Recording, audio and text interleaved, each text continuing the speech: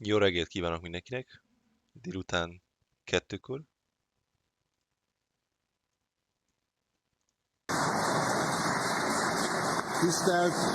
Tisztelt Országgyűlés! Most a határozathozatal következtetik. Emlékeztetem Önöket, hogy a bizottság úgy foglalt állást, hogy a képviselő mentelmi jogát az Országgyűlés ne függessze fel. Felhívom figyelmüket, hogy a mentelmi jog felfüggesztéséhez a jelenlévő országgyűlési képviselők kétharmadának igen szavazata szükséges. Kérdezem a tisztelt Országgyűlést, hogy felfüggeszte a Szabó Tíme országgyűlési képviselő mentelmi jogát. Kérem, most szavazzanak!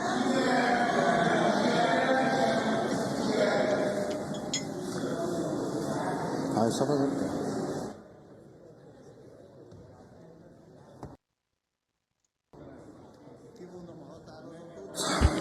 Az Országgyűlés 118 igen szavazattal, 49 nem ellenében egy tartózkodás mellett Szabó Tíme a mentelmi jogát felfüggesztette. Bocsánat, nem függesztette fel. Kimondom, ismétlem.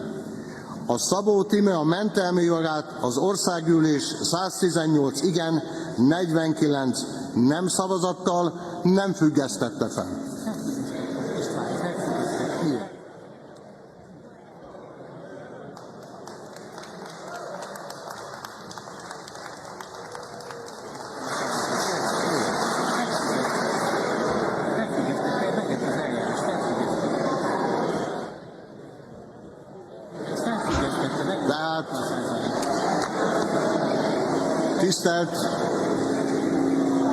Tisztelt Országgyűlés! Ismételten bejelentem, tehát 118 igen szavazattal, 49 nem szavazat ellenében egy tartózkodás mellett Szabó Tíme országgyűlési képviselő szavazati jogát felfüggesztette.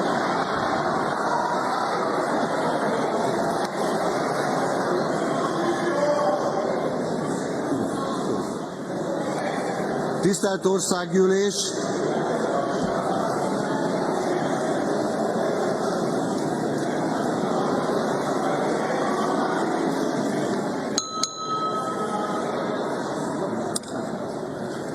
Tájékoztatom Önöket, hogy Akopján Nikogosz nemzetiségi szószóló mentelmi jogának felfüggesztésére irányuló indítvány érkezett 2022. május 23-án 18B 204/2019 316-os számon a fővárosi törvényszéktől választás rendje elleni büntet miatt indított közvádas ügyben. Ezt az Országgyűlés elnöke megvizsgálásra átadta a Mentelmi Bizottságnak. A Mentelmi Bizottság H/2003-as számon határozati javaslatot terjesztett elő.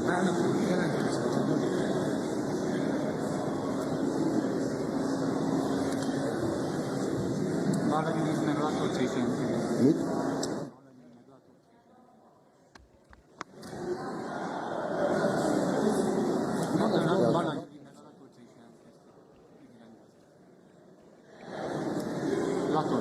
Tisztelt Országgyűlés, Latorcai János alelnök úr kért szót ügyrendben, parancsoljon alelnök úr.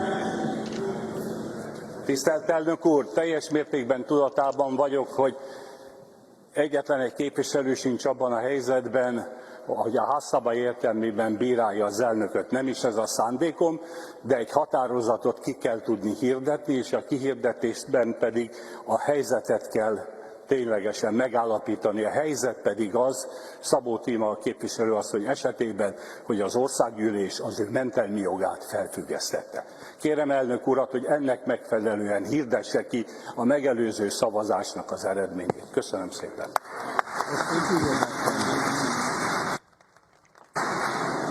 Köszönöm alelnök úrnak az észrevételét.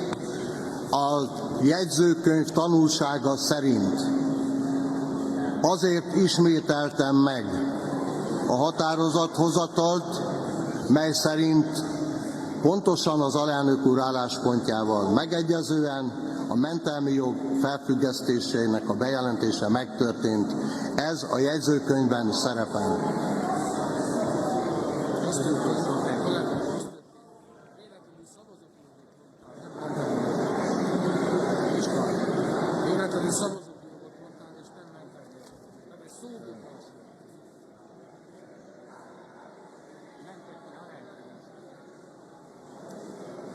Hát ott van föl még 118-70%-kal.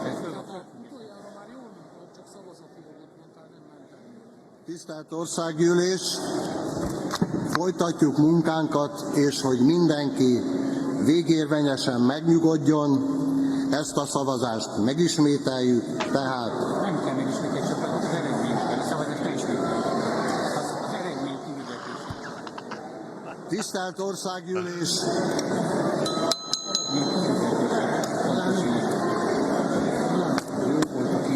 tudom én. Bala György, igazgatórat kérem, parancsoljon. Szót tisztelt elnök úr, tisztelt képviselőtársaim! Bátorkodom azzal a javaslattal élni, hogy... Ja, bocsánat, a mikrofon.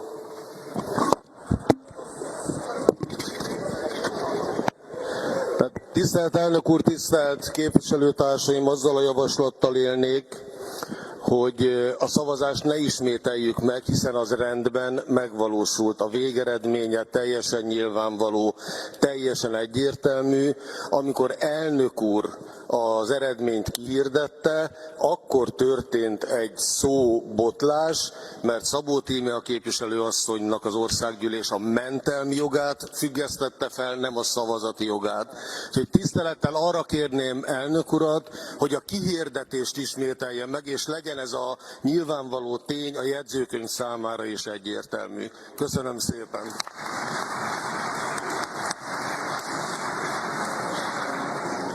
Köszönöm. Tisztelt Országgyűlés, tehát a határozathozatal ismétlése megtörténik. Kimondom a határozatot, az Országgyűlés 118 igen szavazattal, 49 nem szavazat ellenében, egy tartózkodás mellett Szabó Tíme a mentelmi jogát felfüggesztette.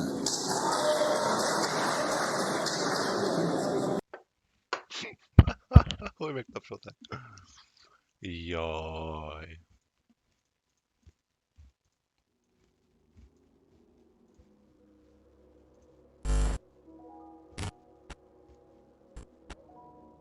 Well, several things are going on. First of all, yes, there is greater weirdness in the world. Also, the media is a system for amplifying anomaly. All it reports are data points which depart from predictable curves. And the faster it can report these things, and the greater such things there are that can be reported, the more fascinating the world is. Thus, the more media is sold, the more toothpaste moved. And it is true that complexity is densifying, but one of the things that I think we're going to have to come to terms with as the world moves toward this concrescence of novelty is that it gives off spurious reflections of itself. The number of cults will multiply, the number of channelings multiply, the number of messiahs and healers moving among the people will multiply and multiply.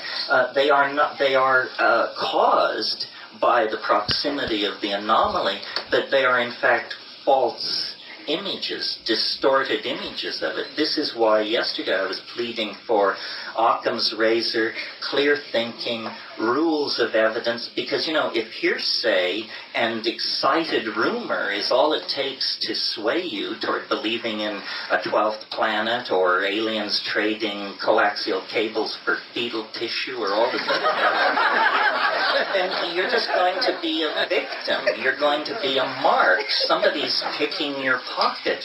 We can do better than that in the great centers of academic thinking and technical innovation than to spawn, people who support unanchored and unhinged and tasteless and over-designed speculation. The truth will be beautiful, and it will be simple, and it will be persuasive to those who doubt it. So don't get into some closed loop of ideology. Make the truth seduce you. Don't be thereby seduced by error. Wow, thank you.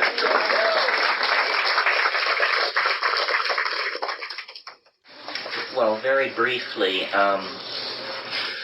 the novelty theory still predicts that this anomalous singularity of connection will occur in 2012 at the winter solstice, congruent to the end of the Mayan calendar. The mathematics were thoroughly attacked a couple of years ago by a young British mathematician named Watkins, and brilliantly defended by an American mathematician named John Sheliak. In the course of that contretemps, I had to admit that I had made errors in the original scoring method by which I derived the wave, and when those errors were corrected, the values shifted on approximately 3%. So it wasn't a knockout punch. In fact, for all but the aficionados, this is a mathematical detail that they need never brush up against. Bottom line, novelty theory is mathematically more robust than ever and continues to predict the increasing levels of connectivity and novelty leading to some kind of encounter with a singularity approximately 14 years in the future. This is all in my books and writing and is supported by Mac and PC-friendly software that you can see at my website. Thanks for asking. Adrenaline-increasing activities. Adrenaline-increasing activities is a result of the human race not being evolutionary ready for the sedentary lifestyle that we have.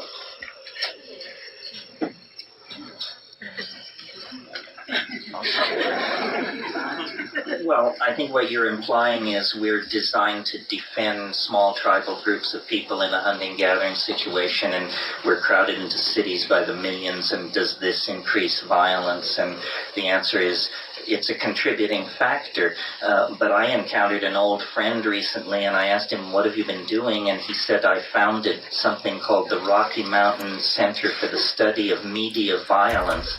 And he explained to me something which I had never understood, because you always hear that violence in media is used to sell things. But none of us are violent people. We're all turned off by violence. So how is violence used to sell things? He said, well, how it works is in the evening news, which is where all the ad revenue is made, because that's where most local stations are most watched, the most violent, disgusting, and value-denying and denigrating story is pushed right before the main commercial break. And so your desire to get away from this horrible information is satisfied when the cut is to the product, and there is an unconscious flood of relief associated with the product. We are being manipulated.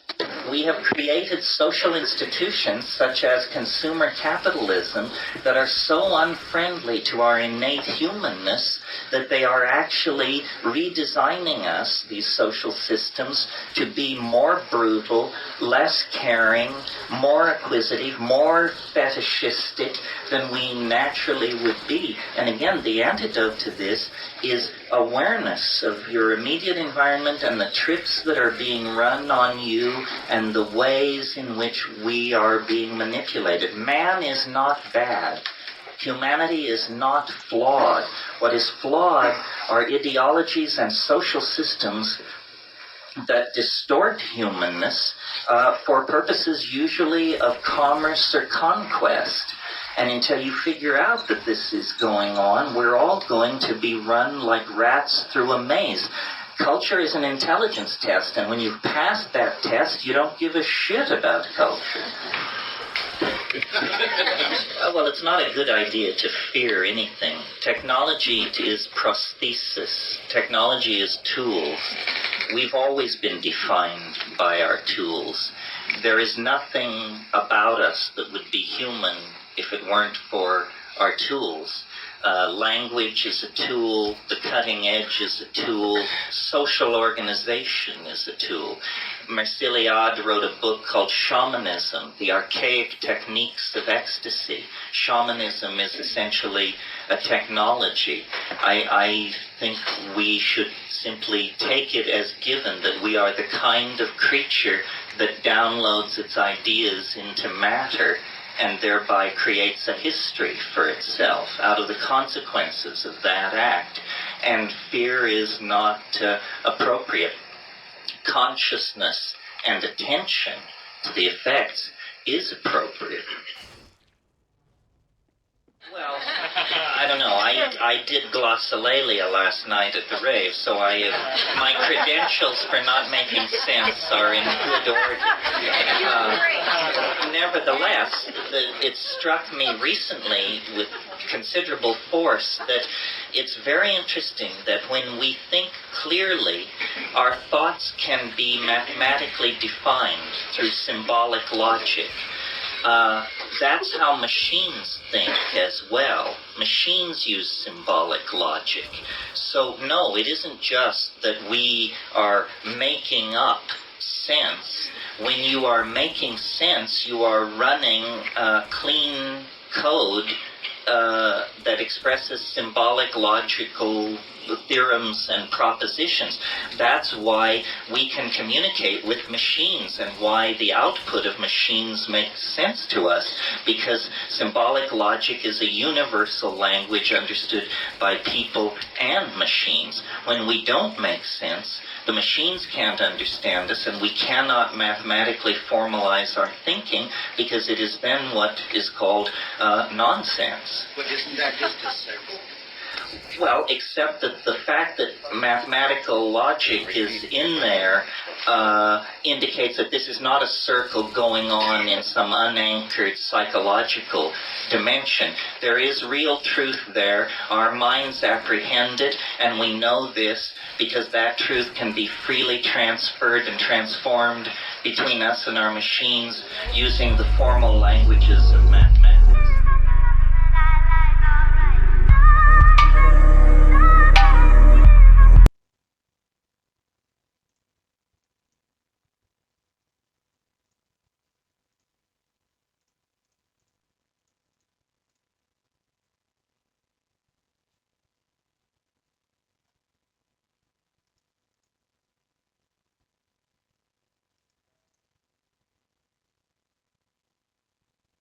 Buenos dias. I'm very happy to be able to give this presentation remotely. I only wish that I could be there with you.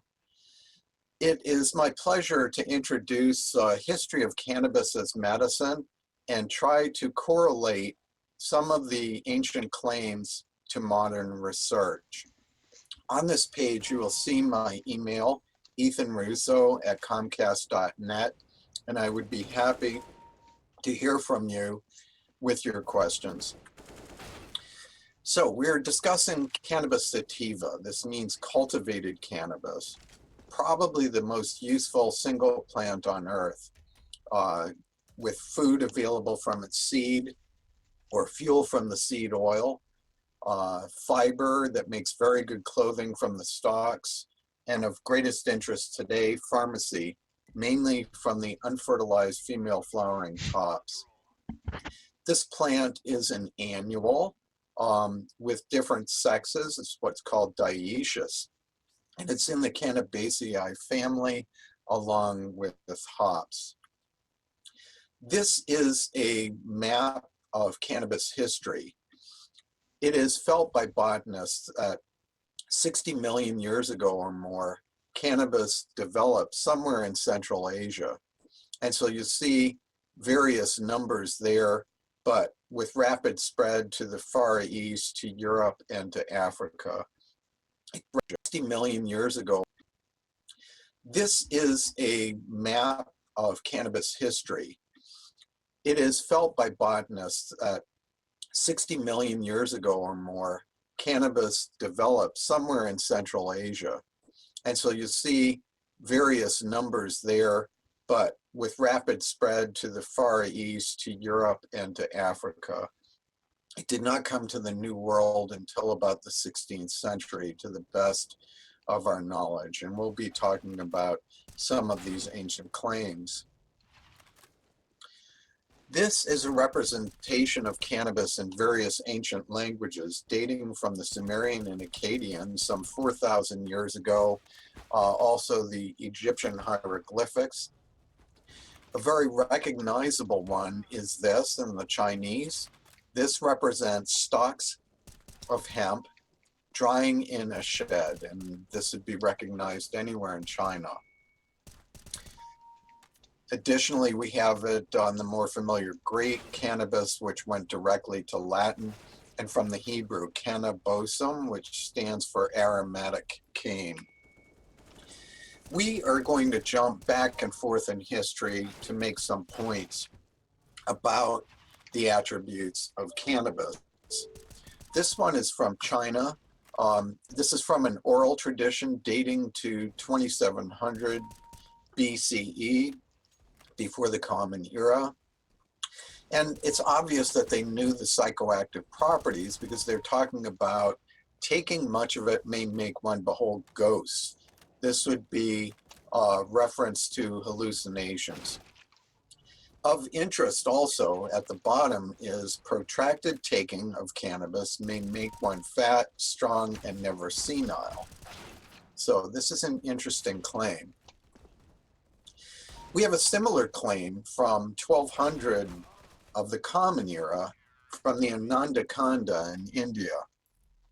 This suggested that cannabis had neuroprotective effects, particularly when it was combined with a regimen of religion and celibacy.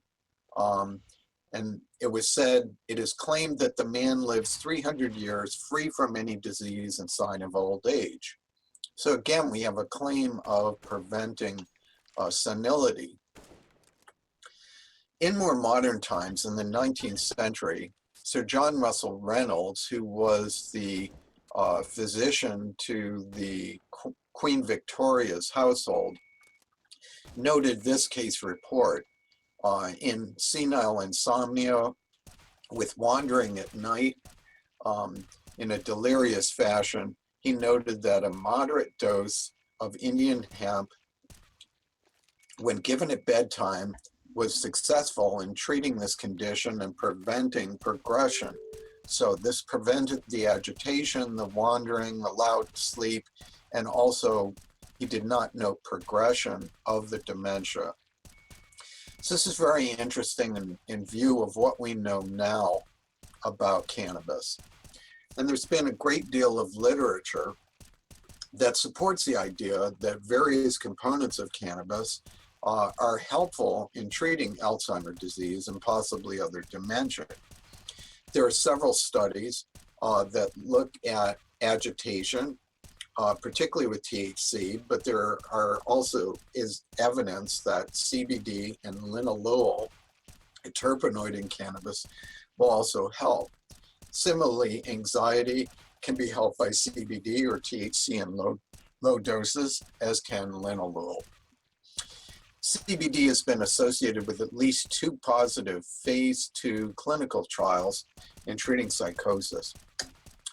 And there have already been studies demonstrating in modern times benefit of THC on insomnia and restlessness in demented patients. A problem in dementia is lack of appetite, and this can be treated with THC. Similarly, aggression may respond to the 3 agents. Depression may be aided by THC or limonene, another terpenoid. When there's associated pain, this can be treated with either THC or CBD. And memory can be boosted by another terpenoid component of cannabis, this being alpha-pinene, an acetylcholinesterase inhibitor that would be akin to some conventional drugs on the market. Of greatest interest would be neuroprotection, and it's been demonstrated that both CBD and THC can inhibit plaque formation in the pathology of Alzheimer's disease. So this is very promising. There's additional detail in an article that's in press in Frontiers in Neurology and hopefully out soon. Now, jumping back to Egypt, this is in the 2nd century. This is a Coptic book, and it refers to meshi or cannabis, numerous citations with special emphasis on using it to treat tumors. From Europe, in France in the 18th century, Marcandier said, the seed and the green leaves crushed and applied in the form of a cataplasm to painful tumors appeared to be strongly resolutive and intoxicating. So another claim for benefit on tumors. In more modern times, this is a demonstration of the application of cannabidiol to a human tumor that was placed in the hind limb of a rodent. And you see the response after 24 days of treatment and tumor volume with this marked discrepancy, which is also demonstrated in the photo. So this was a human glioma cell line exoplanted into the animal. In humans, we have interesting case reports as well. This is a study from Canada. There were 2 pilocytic astrocytomas. These are preoperative. There were also postoperative films with residual, but these residuals disappeared in both cases after the families allowed their children to smoke cannabis in attempts to eradicate the tumors completely. And there are many other similar claims.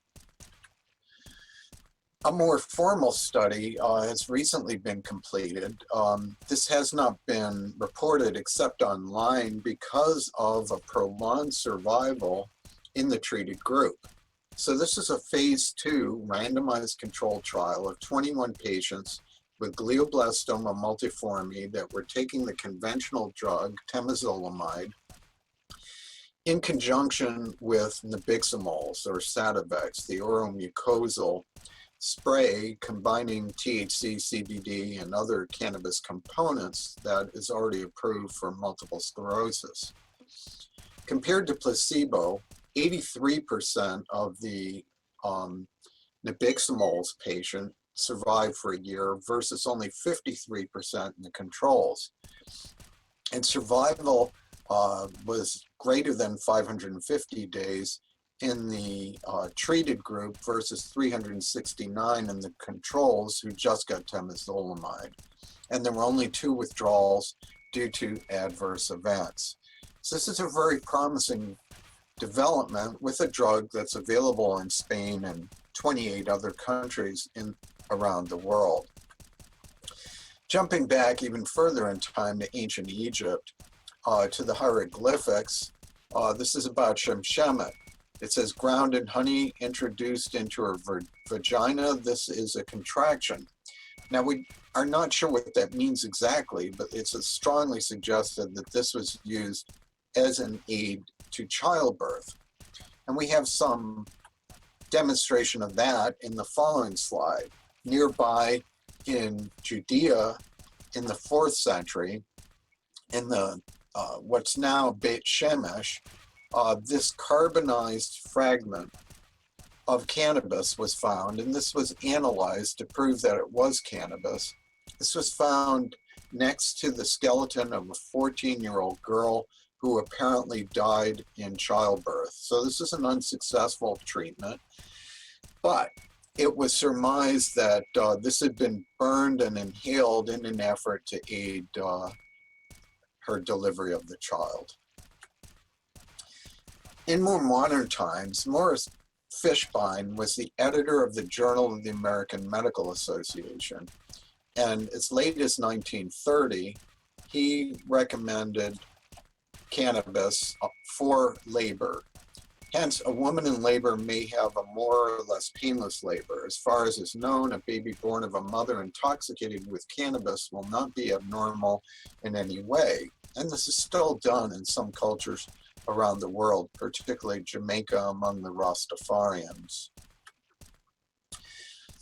Also in more modern times, there has been research on rectal suppositories. This is Professor Mahmoud El-Soli, who made a THC hemisuccinate prodrug with the idea that it would avoid first pass hepatic metabolism. These are slides from a study I published in 2008 with my colleagues. This area is in Xinjiang in Central Asia, probably nearby the birthplace of cannabis. This was an ancient tomb, 2,700 years old, of a high status individual, felt to be a shaman because he had many unusual items related to horsemanship, musical instrument, and 769 grams of cannabis in these two containers. And there was no indication that this group of people used cannabis for clothing, such as hemp. This had been previously investigated and identified as cannabis, but there was no chemical investigation of it. So we undertook this with colleagues in England, and this is shows the incredible level of preservation. You're able to see the glandular trichomes on this cannabis leaflet, which still looks green after 2,700 years. And here's a trichome with visible secretory cells and a seed. People ask, but these were not viable. We analyzed the material, which looked like this, and we're able to identify various more stable breakdown products of THC, particularly cannabinol, an oxidative degradation product of THC, proving that this was a drug type of cannabis, and the large amount would have been used medically or for religious purposes. The degree of preservation was so great that we also did a genetic analysis of the material, and were able to show the presence of tetrahydrocannabinolic acid synthase, the biosynthetic enzyme that leads to THC production. Additionally, there were 2 single nucleotide polymorphisms that showed a mutation in this gene that had not ever been reported before. But this may be a marker for finding similar genetic markers in cannabis from that area with additional study. Jumping back to China, this is from the 2nd century, the legendary Emperor Watteau. The legend is that while he was playing this game of Go, he was having surgery done. And this was described in a 19th century article, translating from the French. Basically, they're talking about combining cannabis in wine so that he could undergo surgical procedure. So an early reference to the pain-killing and anesthetic properties of cannabis. This one is from Brazil. Cannabis was brought by African slaves to Brazil in the 16th century. They talk about an infusion of cannabis for various problems, rheumatism, female troubles, colic, also putting a pack of cannabis in a toothache for its pain-killing properties. In more modern times, there have been many randomized controlled trials of cannabinoids in pain, some with Marinol, synthetic THC, some with Nabilone, a semi-synthetic THC analog, some with smoked cannabis, and then several with Sativex or nabiximols. With smoked cannabis, if we look at the randomized controlled trials, there is a total of 3 patient years of data, whereas just in published studies of nabiximols, greater than 6,000 patient years. So clearly there's been more work done with this preparation than any of the others.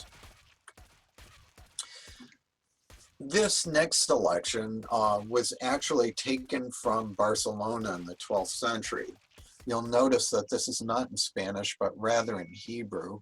The modern word for cannabis is clear here, cannabos. So close, but a little different than the cannabosum of the ancient Hebrew. Cannabis was combined with other herbs, as mentioned here, providing many benefits such as strengthening sexual desire, curing sterility, repairing all the ailments of the womb, the stomach, and the head, and is called the head shield. And this is from a scientist called Sheshet Benveniste Hanasi. Some few centuries later, Garcia de Orta was from a Spanish Jewish family that fled to Portugal, and subsequently he went to India in the service of the royal family and provided the first description of Indian hemp, or the cannabis of India, in a modern European language, specifically in Portuguese. A couple of selections about his observations. The profit from its use is for the man to be beside himself and to be raised above all cares and anxieties, and it makes some break into a foolish laugh. So this is an effect of cannabis we recognize today, as well as this one. Those of my servants who took it unknown to me said it made them so as to not feel work, to be very happy, and to have a craving for food. So clearly, very appropriate descriptions of the psychoactive effects of THC. From 18th century in England, a treatise on plants. I once ordered only the hemp alone. Some pretend the following a great secret against pissing the bed. More properly, they're talking about enuresis, or lack of bladder control at night. We know from modern studies that cannabis is very effective in treating lower urinary tract symptoms. Specifically, this study was done in multiple sclerosis, 21 patients who remained on their prior medicines, which failed to provide a satisfactory response. And there were significant improvements in the number of incontinence episodes per day, the number of episodes of nocturia, urination at night, the number of daytime voids, etc. So substantiation for another old claim. In terms of muscle relaxation, the earliest reference that I have been able to find was this one from Al-Kindi in the 9th century in what is now Syria. This is a stamp from Syria commemorating his writings. It says, hashish eases the muscles of the limbs and what flows. I have interpreted this as treating spasticity. Others may take a different viewpoint. But later, in other cultures, there have been other references. O'Shaughnessy came from England and Ireland to work in India, in Calcutta. and wrote the first major scientific article on cannabis and his experiments with it in 1839. Among his many cases, he gave cannabis to 3 people with tetanus, which was uniformly fatal. One later died due to gangrene and refusing an amputation, but what they noticed was that cannabis reduced these spasms, allowed people to eat and drink, and they would eventually recover over the course of some weeks. And these were the first cases of survival of tetanus with medical treatment. In modern times, we know a great deal of why this works. Muscle tone is under tonic control of the endocannabinoid system. So CB1 agonists like THC reduce spasticity, while antagonists like rimonabant make it worse. CB1 receptors are densely represented in areas of the brain and spinal cord that mediate muscle tone. And so there are strong effects that are related to this.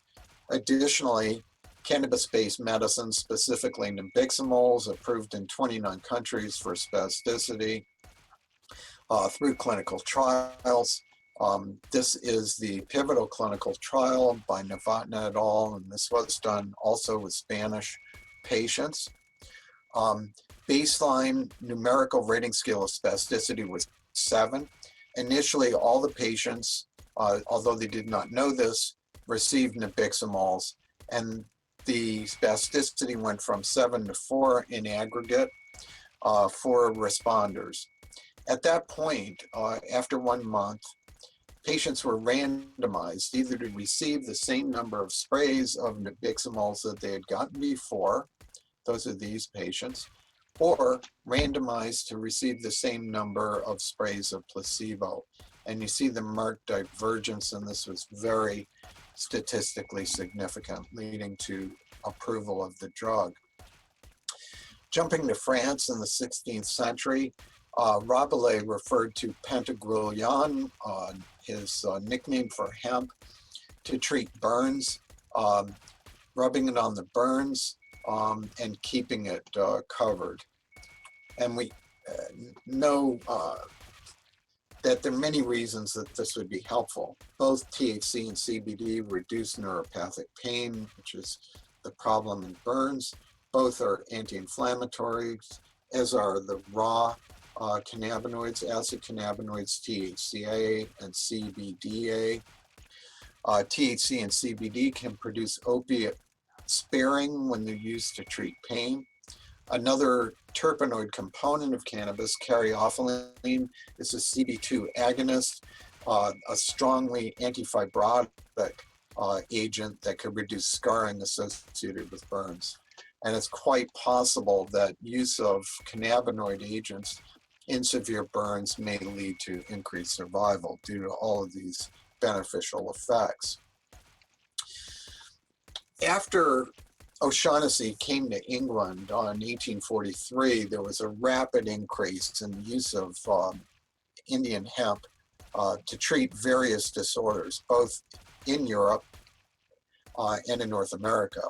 One of these people was Clendening, who had great success in treating migraine, including one that was complicated by morphine withdrawal symptoms, that being the only major effective drug they had for pain at the time. Subsequently, cannabis was incorporated into standard medicines. Parke-Davis was a major American pharmaceutical company, and this combined morphine, cannabis, and capsicum with capsaicin in it. So this is a very interesting preparation from the 19th century, having morphine, cannabis, and capsicum. So it provided a phytoopioid, a phytocannabinoid, and a phytovanilloid, 3 pain-killing drugs from plants, affecting the known endogenous systems that mediate pain, the endorphin and enkephalin system, endocannabinoid system, and TRP channels. So it's quite possible that this provided better pain relief than preparations that we use today. From Switzerland, studies by Bernhard Frohnmüller noted that Indian hemp produced a type of sleep which was most closely resembling natural sleep as compared to hypnotics that produced a lot of other problems and hangover. He had 1,000 patients with sleep disturbance with extreme benefit in 53%, partial in 21.5%, and only a quarter where there was no benefit. We know from recent studies that cannabis is extremely effective in treating sleep, and it is almost always one of the symptoms most reported by patients as benefiting from its use. Evidence of that is from the study, now 11 years old. These were studies of nabiximols in various clinical trials for pain, for MS, etc. And in each instance, you see the benefit of nabiximols versus placebo with high p-values. And again, what is noticed is reduction of symptoms leads to better sleep rather than an obvious hypnotic effect. Back to Persia in the 9th century, this was interesting because an intranasal preparation was made from cannabis flower juice with other herbs, and it was used for a variety of purposes: migraine, uterine pain, preventing miscarriage, etc. So this was a parenteral treatment, particularly noteworthy in migraine where nausea and vomiting may prevent the patient from taking oral medicines. Although nabiximols is an oral mucosal agent, this was first described more than 100 years ago by Marshall. He had a cannabis resin extract that he applied to himself sublingually, noting effects at 45 minutes, intoxication for about 2.5 hours, and then normal at 3 hours. So very much in keeping with what we know now for high dosing.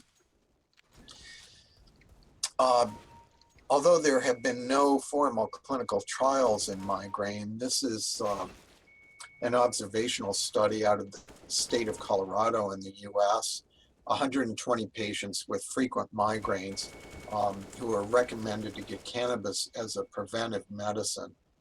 About 2/3 had used cannabis previously, but what was noticed was the attack rate went from 10.4 migraines a month down to 4.6, which was considered highly statistically significant. The vast majority had decreased frequency, and almost 40% reported positive benefits, reducing headache frequency or even stopping it when used acutely. Obviously, this was a self-selected, uncontrolled population. They used different types of cannabis that were not analyzed, presumably by smoking and presumably high THC cannabis. Certainly, though, there is a signal here that highlights the need for formal clinical trials in this area. And this one is from one of the latter colleagues of O'Shaughnessy after he came back to the British Isles. So this was done in Ireland.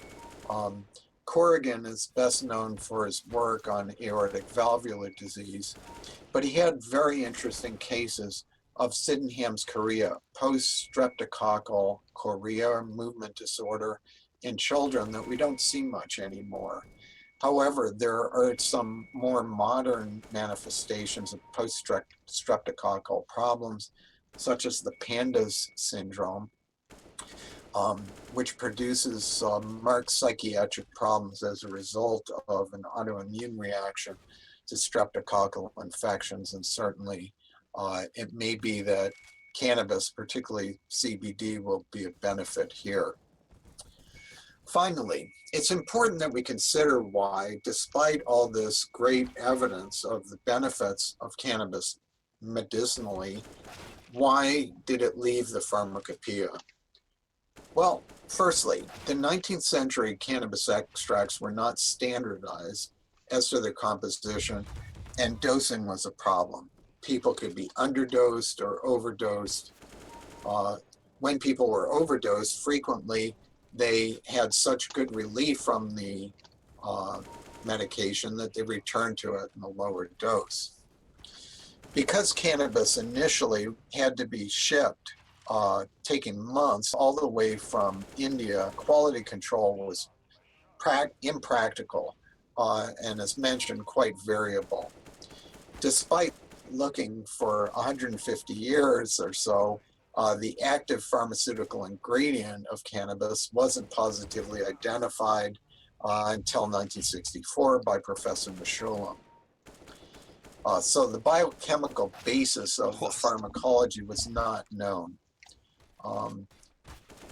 We have to point out that both smoking and oral administration have their own issues. Safety remained a big problem due to the lack of standardization and variability in the preparations.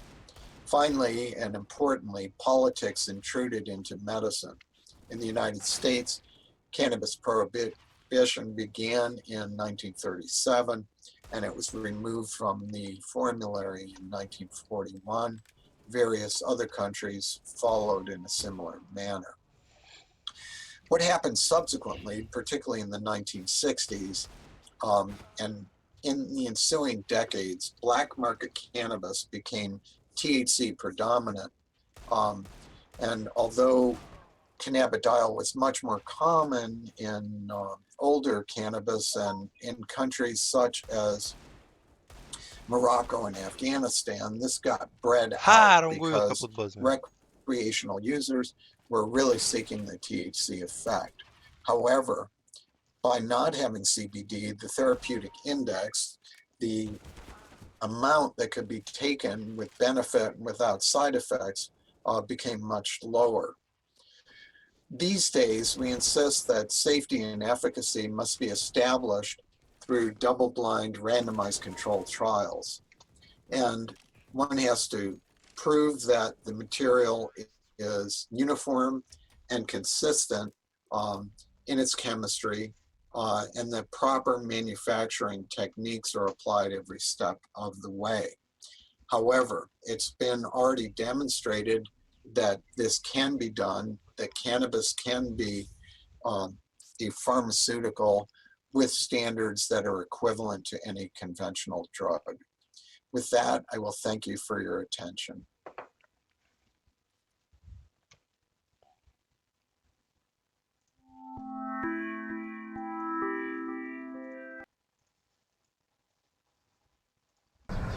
Bine m-am regăsit, prieteni. Am un pic de întârziere, am fost la spectacol, după aia am mai stat un pic și am mai stat un pic și am mai stat un pic și după aia... Na, cam asta e situația. Acum o să zic că unii, dar sigur că da, German nu și-o găsit de rusalii decât să vorbească despre ținutul secuiesc. Dar nu este despre ținutul secuiesc discuția. Este vorba de distanța dintre generații. Ținutul secuiesc e așa, un pretext pentru un domn de la, cum îl cheamă, AUR, sau Coaliția pentru Unitatea Românilor, puneți voi așa, Tănasă, care au venit și au zis, domnule, să se oprească producția de chipsuri. De ce? Că scrie acolo produs în ținutul secuiesc. Scrie în românește. Eu m-am uitat prima dată și am râs la chestia asta. Mă, ce Dumnezeu, asta e glumă de Times New Roman? Nu. Autoritățile chiar au oprit producția de chipsuri. Știi, sunt aceiași oameni care fac chichișori, una din berile foarte bune, făcute, iată, în România. Că doar și ținutul secuiesc în România. Dar m-a surprins cât de rapid au mers autoritățile după domnul deputat. Domnul deputat care până să ajungă deputat, conform declarației de avere, trăia cu 600 de lei pe lună, adică 120 de euro pe lună. Și cred că trăia foarte bine din moment ce au vrut să-și aducă, nu e așa, contribuția la propășirea și înălțarea țării pe cele mai înalte culmi. Ce au zis? Băi, la banii ăștia pot să fac ceva pentru țară. Ok? Și țara e de o grămadă de bani. Faptul că s-a oprit producția, băi, dacă este lege, să trăiți. Dar dacă nu este lege, dacă totul s-a petrecut așa cum o să vă arăt, doar pentru că domnul deputat a mers acolo și a făcut scandal. Știți, părinții mei când au venit peste munți aici, sau bunicii mei, au venit cu gândul de a româniza totul pe aici, de a cucuruzi cucuruzul, de a grâui grâul, de a pământi pământul, totul să fie într-o limbă, în mod evident getodacă. Da? Și m-am uitat după aia, de unde până unde chestia asta cu produs în ținut secuiesc poate fi anticonstituțională, antilege, în afara legii, cum vrei să-i zic. Pentru că eu văzusem de foarte multe ori în Occident produs în Bretania, în Franța, care este o țară centralistă și care are foarte mari orgolii lingvistice, nu ca noi. Bun, au pierdut în 1920, pe acolo, prin anii 20 ai secolului 20, și au pierdut statutul de lingua franca. Deci acolo încă mai sunt de aia care zic că Charlie Chaplin, Michel Jackson, acolo niciodată mouse-ul de la calculator nu este altul decât souris, mobilul e un portabl, adică orgoliul lingvistic, dă-i să meargă. Și totuși, produs în Bretanie. Adică își duc chestiile astea regionale pentru că știu că tot ce înseamnă identitate locală, identitate regională, îmbogățesc identitatea națională, așa cum o identitate națională îmbogățește identitatea europeană și cea europeană, sigur, intră în sfera culturii și a identității universale. Și m-am uitat de curiozitate. Păi, eu am văzut produs în Bucovina, uite un lapte, și sunt convins că este de calitate. Adică un om care ți-a investit deja în ambalaje, în tot ce înseamnă vânzarea asta online. Oamenii nu au făcut un produs prost și după aia să investească mai mult în ambalaj. Da?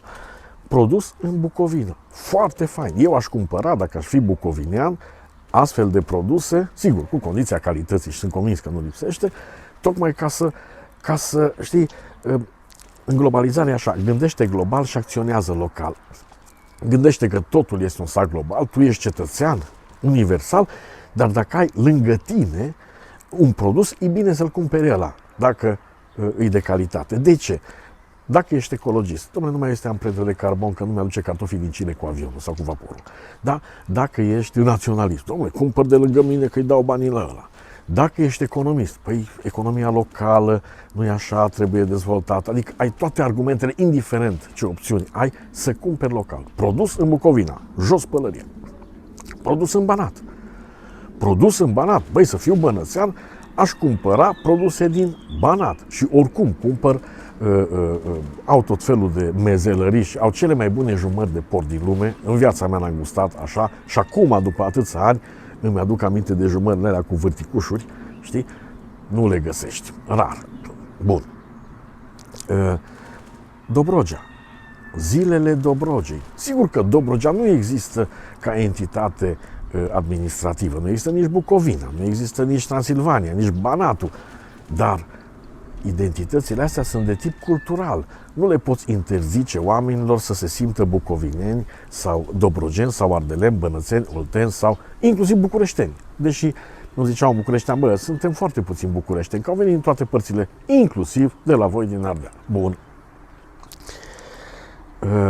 Chestiunea asta cu identitățile regionale ar trebui să fie înțeleasă, eu nici nu mai știu cum să explic, să fii secui, sau să fii bucovinean, sau să fii ardelean, dobrogean, oltean sau moldovean, nu înseamnă să fii mai puțin român. Înseamnă că ai venit și tu cu partea ta de cultură, de tradiții, de memorie, da? Și ai pus-o lângă identitatea asta națională de român și România mere cu identitatea asta mai mare și o pune lângă identitatea europeană. Bun, ați văzut acum câțiva ani, vreo 10 ani, scandal. Era un panou, atenție, panou, da? Cu un banner pe el, până la urmă, cu bine ați venit în ținut secuie sau ceva de genul ăsta, scandal, iarăși, cu tot felul de auriși, de curiși, de ăștia. Domnule, cum se poate așa ceva să dea jos? Au venit cei de la justiție, dați jos, panou, îngrozitor. Măi băieți, ia uitați-vă ce faine sporțiile astea, bine ați venit în Bucovina. Hai în Bucovina. Adică, știi, dacă aș fi secui, m-aș gândi așa, Dar de ce ăla poate și eu nu? Că nici el nu încalcă legea și bucovineanul face un gest foarte fain vis-a-vis de cultură și de tradiții, punându-și acolo tot ce înseamnă identitatea lui de bucovinean, și eu care secui, băi, la mine e cu skepsis, la mine într-o zi n-am bască, într-o zi am bască, în fiecare zi în care ar trebui să am bască, n-am bască și invers. Adică mie nu-mi lasă nici măcar un panou, dar mite, bine ați venit în ținutul secuiesc. Eu mă gândesc ce scandal ar fi dacă am pune la Oradea un panou, o poartă de asta frumoasă, bine ați venit în Transilvania. Dom'le, ce vrei să spui, că Transilvania e altă țară? Nu. Dar uite-te la Oltenia, da? Nu există unitate administrativ-teritorială sau regiunea numită Oltenia. Și totuși, zilele Olteniei, jos pălăria, băieți. La un moment dat, într-un festival de umor, făcuseră și pașaportul de oltean. Sigur, umor, chestii. Și oltenea un umor de la foarte fain, de la Lusucă. Cine vorba, am crescut cu amzapelea toți. Și la fiecare revelion din 70 încoace, da, până prin 80 și amzapelea era sarea și era piperul. Înțelegeți? A zis cineva că Oltenia vrea să facă, să dreagă. Când e vorba de Ardeal, lucrurile se complică. De ce? Pentru că în mentalul ălora care, uite cum e tănasă, numele îmi spune că părinții sau bunicii au venit de peste munți. Bă, foarte bine că ați venit. Apoi că v-a forțat Ceaușescu, că v-a adus în secuime, dându-vă, asta era ideea, 35.000 de lei cash se dădeau pe timpul lui Ceaușescu dacă cineva din altă parte, de peste Carpați de obicei, mergea în secuime, îi se dădea instantaneu un apartament de 2 camere, nevasta era angajată, evident, că numai la stat se putea, că nu erau privați, adică plus, până acum prin 2000 și, la salariu aveai 15% în plus dacă te stabileai din altă parte a țării, în secuime, român fiind, de peste munți, da? Adică, bă, dar la noi nu-i tot România. Ne comportăm ca și cum ar fi un ținut sub asediu? Păi, oare nu cumva, prin toate chestiile astea, asediu este din partea ălora care, în loc să fie recunoscători, că au ajuns acolo în orașele alea, bă, mai curate, mai necurate, mai prospere, mai neprospere, dar ai ajuns acolo. Înțelegi, tănasă? Sigur că acum există un fel de mini-dramă de 1 noiembrie, când e ziua morților, da? În Ardeal se face ziua morților și dacă vrei, unii din secuime, cum îi domn tănasă, presupun, nu dau cu parul, trebuie să treacă munții ca să-și amintească. Dar, ideea este alta. Ziceam la început de distanța asta între generații. Aseară am fost la un spectacol. Mario Dance Atelier, Iulia Dumitru, Bebe Cotimanis, niște copii de 15-16 ani. Bă, pe mine nu mă mai da lacrimile de bucurie de la România-Argentina 3-2. Înțelegeți? Ce am văzut acolo, explozia aia care te-a izbit în față de explozia aia de bucurie, copii universali. Copii care nu stau toată ziua nici cu tricolorul românesc, nici cu ăla ungurez, nici cu ăla congolez sau american, copiii aia care îți aduc bucuria aia, cum să zic eu, unică a spectacolului. A intrat dintr-o dată în lumea lor. Ce am văzut acolo m-a șocat la cel mai fericit mod. Copii care nu ne mai aparțin din fericire, nu mai putem să învățăm toate porcăriile pe care noi le-am învățat sau le-am învățat autodidacți fiind, cu steagul aici, cu Constituția aici, cu Biblia și cu crucea și cu sabia și cu toate porcăriile astea, da? Naționalismele astea. Trebuie să mergeți. Dacă o să mai fie Esmeralda, așa se numește musicalul, musai să mergeți. Sigur, Esmeralda are intriga extraordinară, dar trebuie să vedeți cum joacă niște copii de 14-15 ani. Trebuie să auziți cea mai franțuzească voce, da? O copilă, Alexandra Spiridon, da? De 15-16 ani, care scântă, zici că vine din străfundurile Parisului. Este vorba de Curtea Miracolelor, de o Esmeralda furată, da, regăsită, și pe când e regăsită, e o nebunie.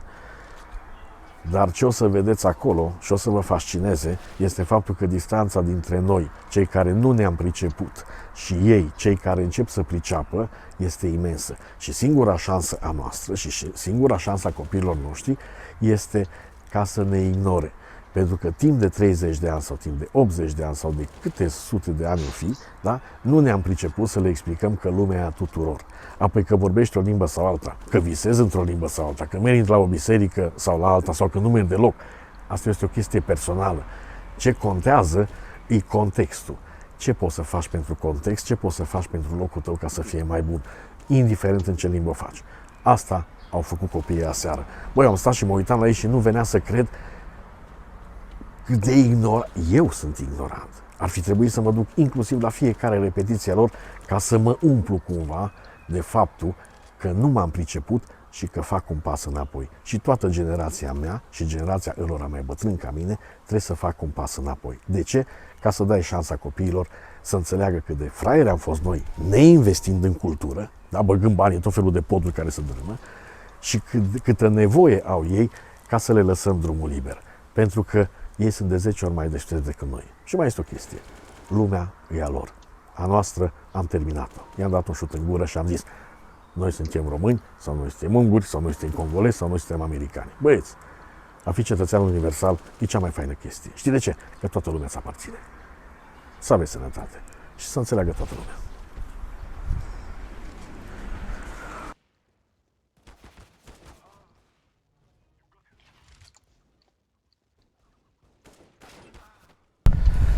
Bine m-ar găsi, prieteni, știu că înlucește chiria, așa e când îți vine soarele și te bate în cap.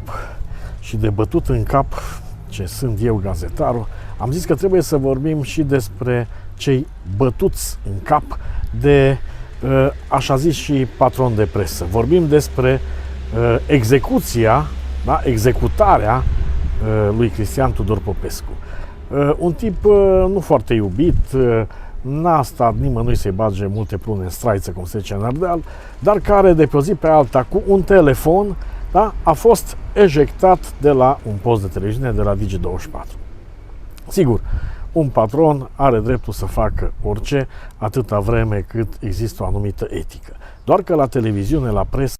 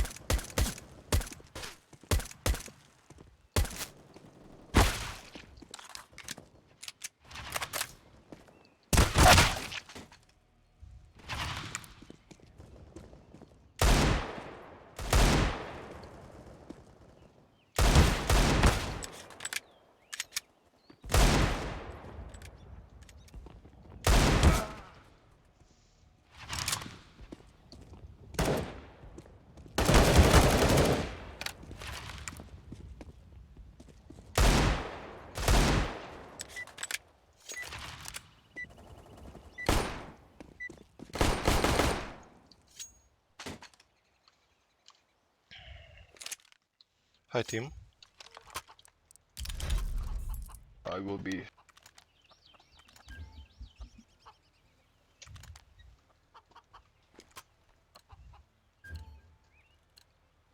Remove any doubts in your head.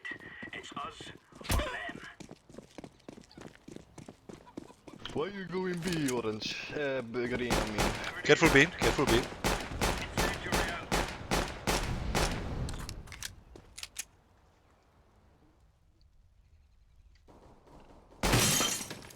Bomb here. Throwing flashbang.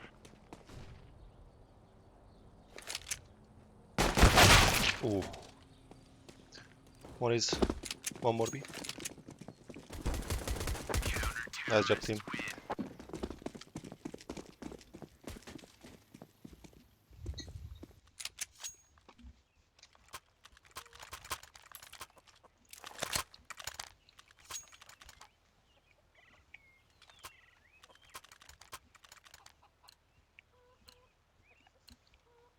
Go, go.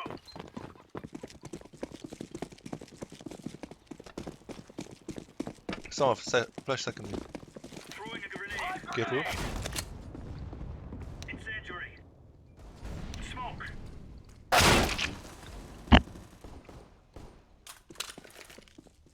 Throwing fire. Deploying flashbang.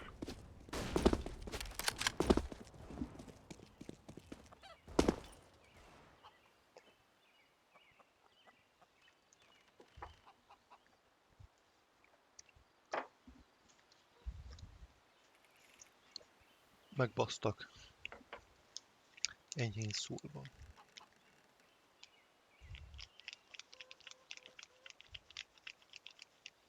Don't push B. One shot.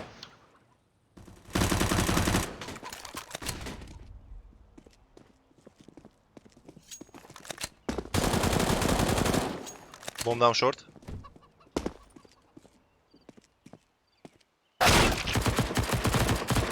Small pit. Mini pit. Nice job team.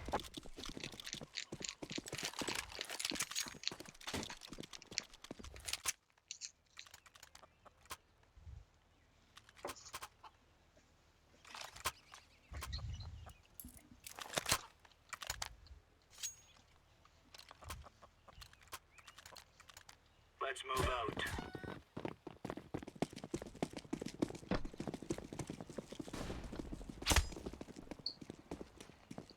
Grenade out. Throwing smoke. Throwing fire.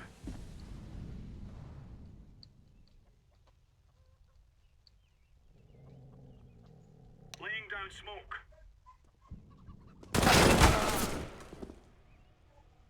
Ezek szétbasznak engem, te csávó. One is apps, careful. Smoking B.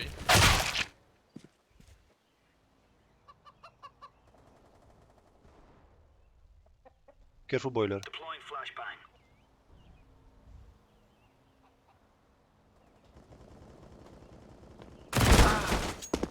Save. Hey.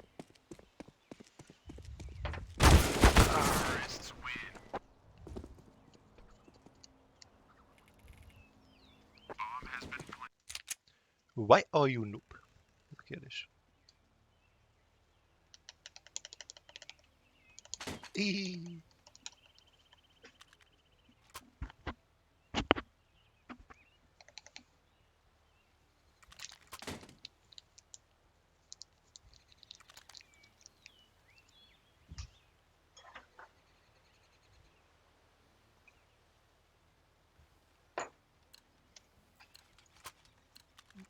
Come on, chop.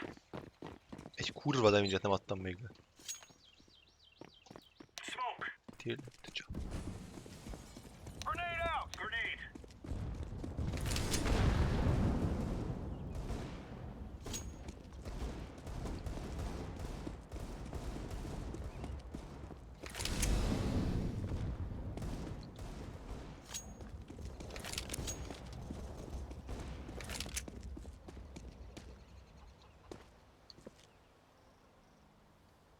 It will be.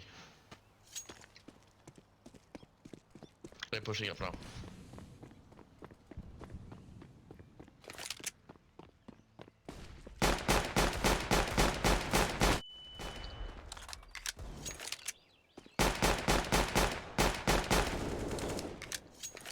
Grenade out.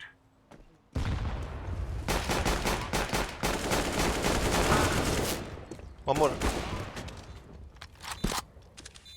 Defuse.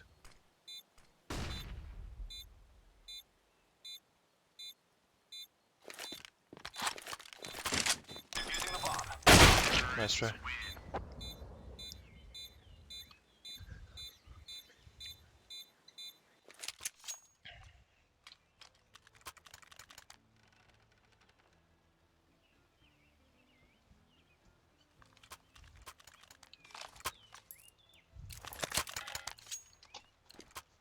Let's go, fellas.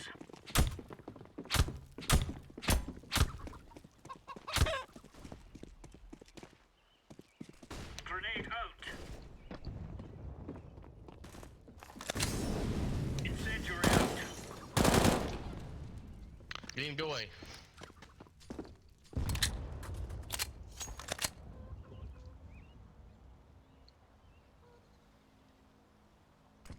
Smoking. Throwing a grenade.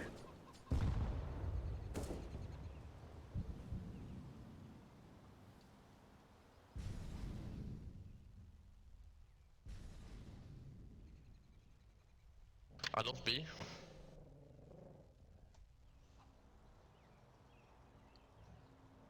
One is on boiler. One is boiler.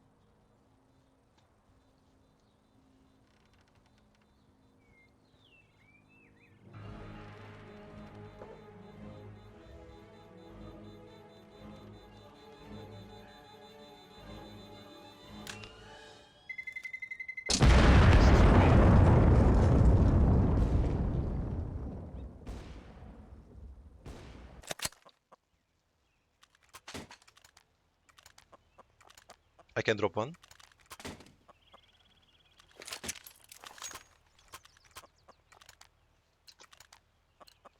Green, can you drop for me? Let's have it, lads.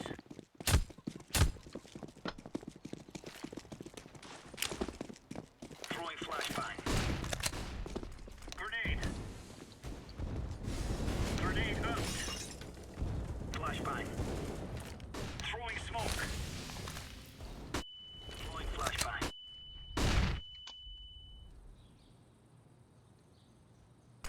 Is B rotate?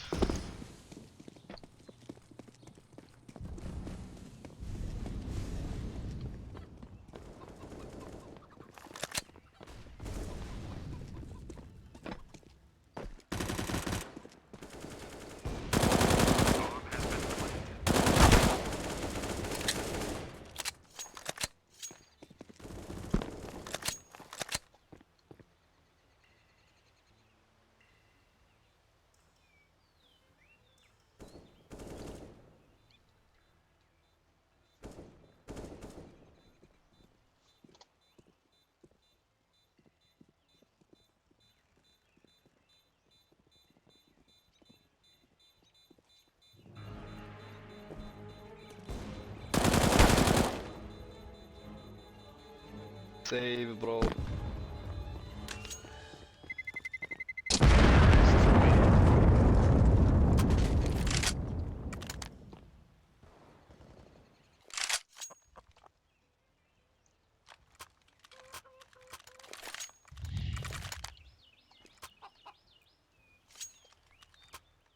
Welcome back.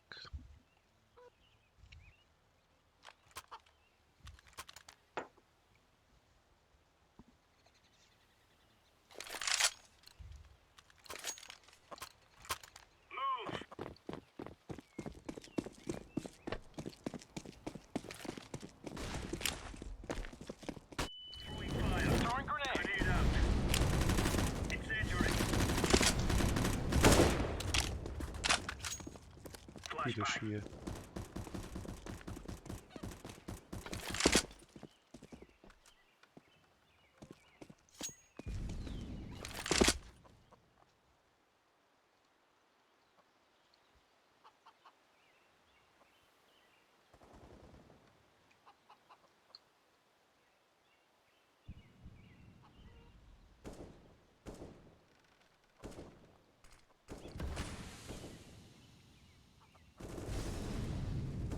Smoke out!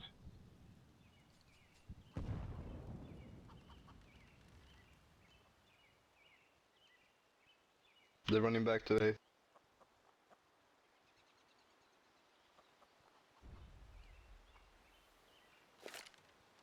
Laying down smoke. Throwing flashbang.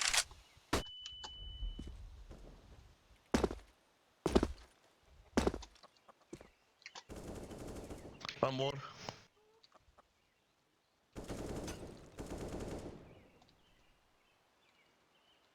Careful library. One short.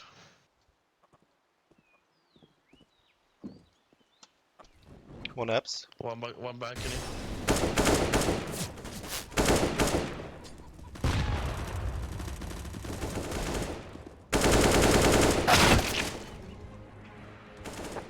Nice job, team.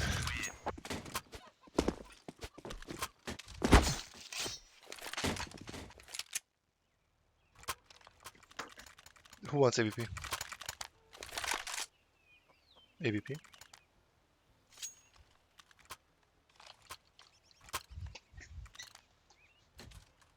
Gear up. We aren't going on a windy walk here.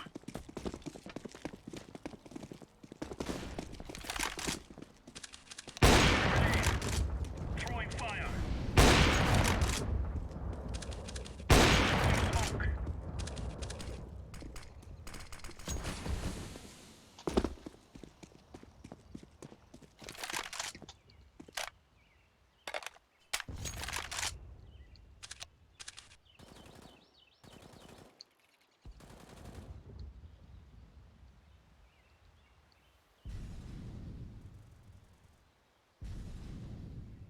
Smoke.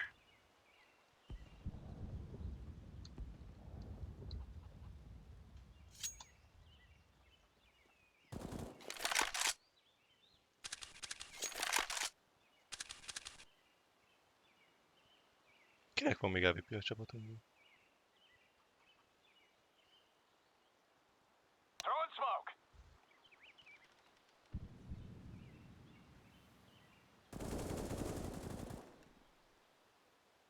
Flashbang. Laying down smoke.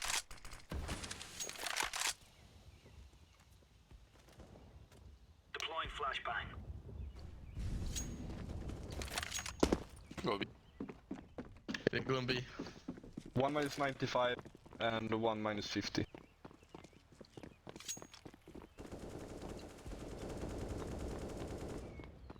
Mi történhet ott a jó ember? Nice. Take it.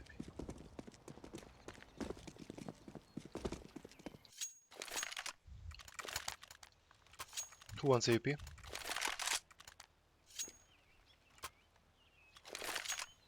Lehet, hogy muszáj AVP-znem? Ez nem face it. Ez csak Let's go. matchmaking.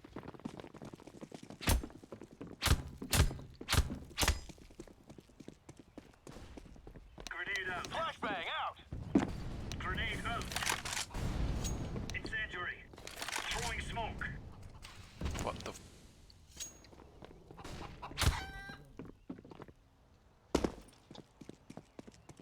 Flashbang.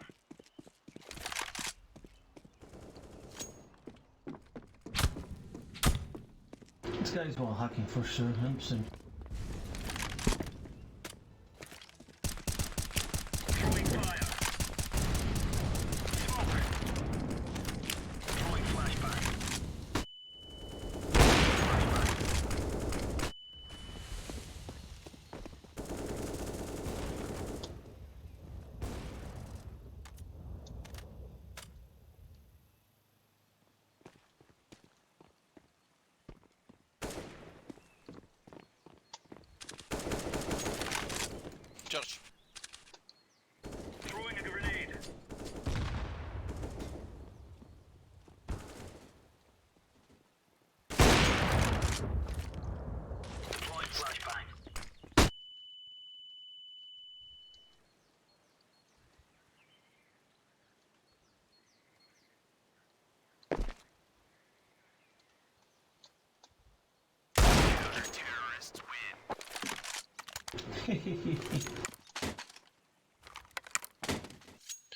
Woo! Please.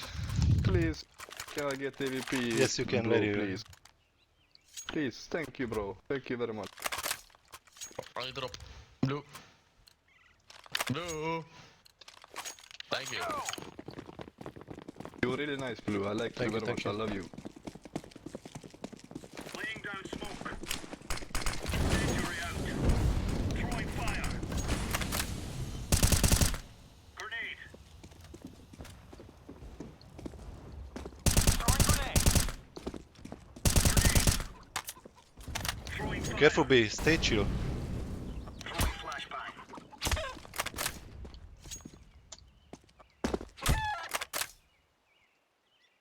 Laying down smoke. Deploying flashbang. There we go, eh? Flashbang. Throwing flashbang. One ups. Bump up.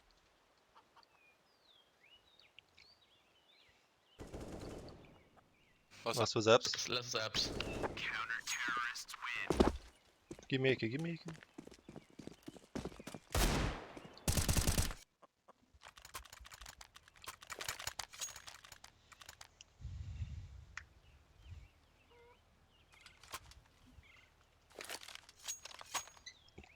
Can I go B or you want to still stay B? Move it, son. No info.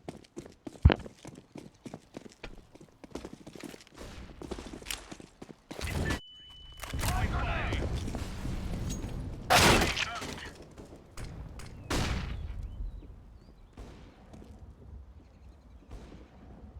Get that. One more mid, one more mid. One more mid, more mid. Grenade out. Chill Tim, chill. Incendiary out. Go inside. Hogy meghaltam a kurva isten.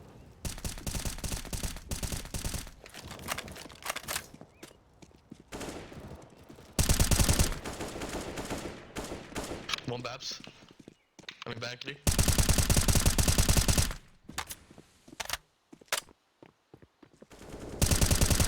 Two second mid, guys. Going short. Last is mid. Nice job team, nice job.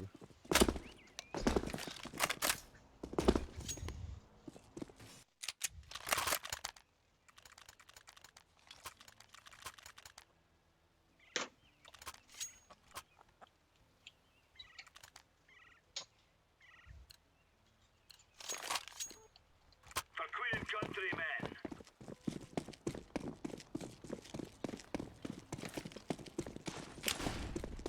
Incendiary out. Grenade out. Throwing a grenade. Incendiary. Deploying flashbang. Smoke. Throwing flashbang. Throwing fire.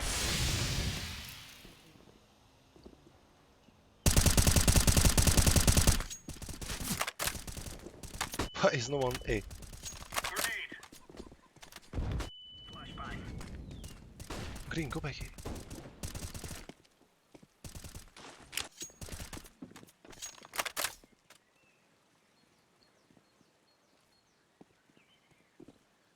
Stay. They will take me, I think. I hear at least two. Yeah, I think it's B, guys. We don't know. Okay, chill. Just stay here, yellow. We have to save. Maybe A, I don't know. We have to save yellow. Yeah, Yes, it's A. use me, just looking. Yeah, it might be A though.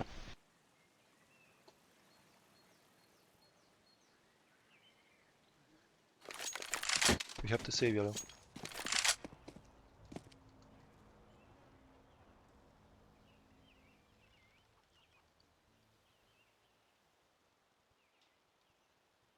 Will be. B. For sure. How do you Needs to be.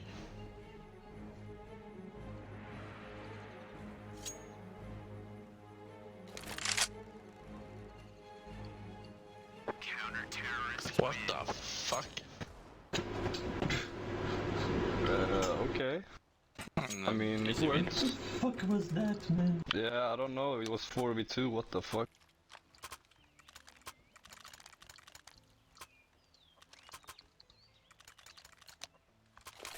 Anyone need drop? No. I've never seen this before. Many times. Nah, not me either. Laying down smoke. Throwing fire. Incendiary out. Incendiary. Deploying flashbang.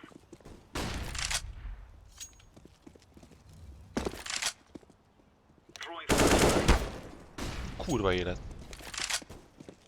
One scout time.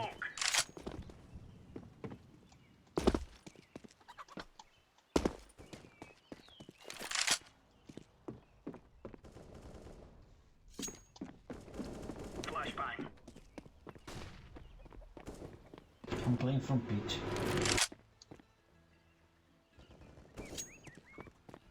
I think ups one.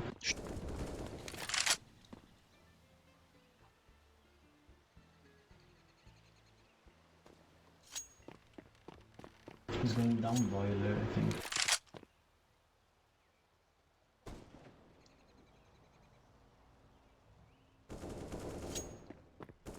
It be, to be.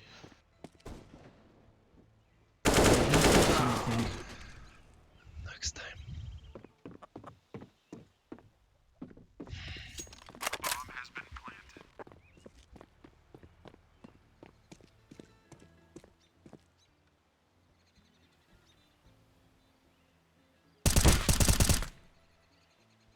Three more, good to go.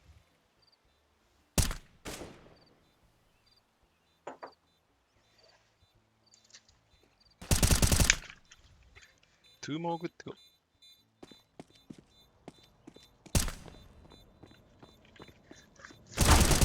One more, good to go.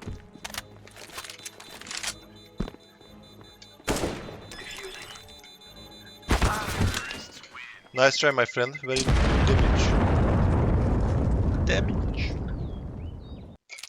All damage. Can I try to play B? I see there are problems on B. Can you drop 5-7 blue? Thank you. You're welcome. What on? Throwing smoke. You molly close? Throwing fire. Throwing a grenade. Throwing grenade. Why are we playing 3B? Laying down smoke. Blue don't push, blue don't. Get my weapon here. Hey, like. Throwing flashbang. B is clear, go away. One boiler. Orange. One boiler.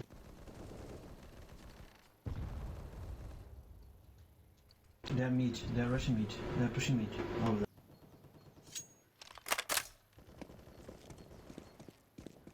It's A.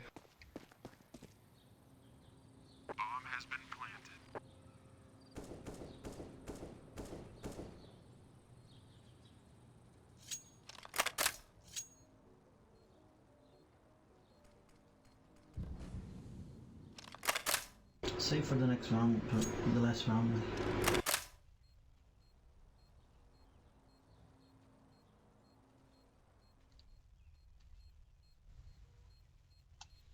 Yeah, just save, bro.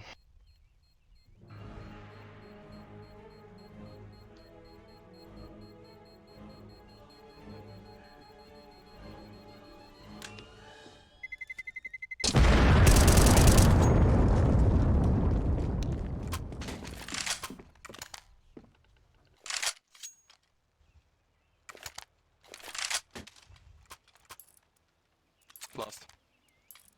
I can drop an SG. Let's throw grenades on B, like everyone. Go.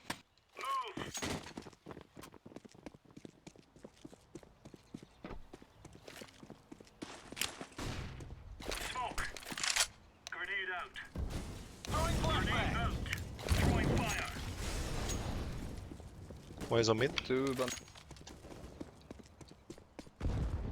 Smoke.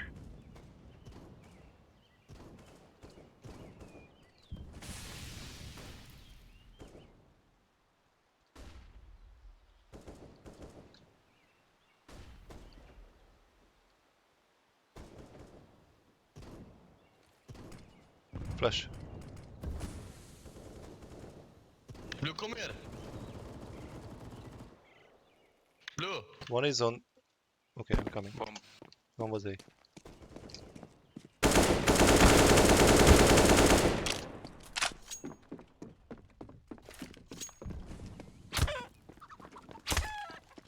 Deploying flashbang.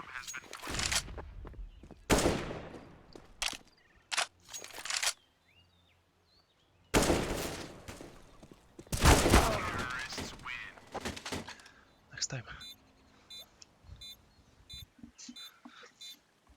Alfa csapat. Én sem vagyok. Jó, de na.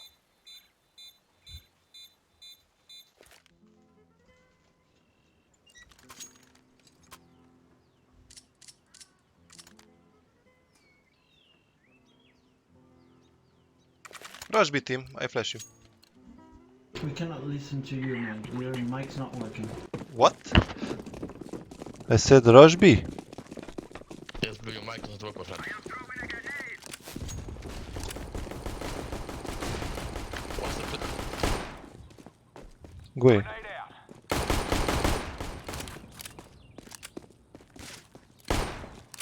Let's go away, boys. Let's go away. Smoke down. Deploying smoke shield. Flashing left side. Go, go, go, go. Go. Check bomb site. Flashing above abs.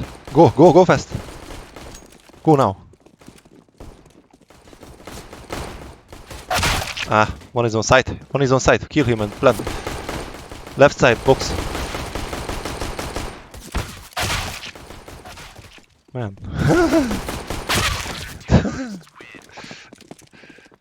Nem mi a mikrofon?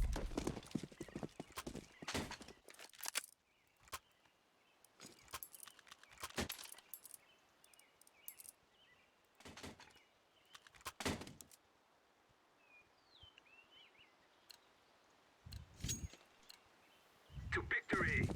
Taylor, why did you buy your friend? Why are you just buying? What the fuck? Let it go, man. He's Why buying. stupid? He's buying this shit. We all didn't around plant, him. we should force. It's so stupid. Just go and die or something. Nice, Matter. go.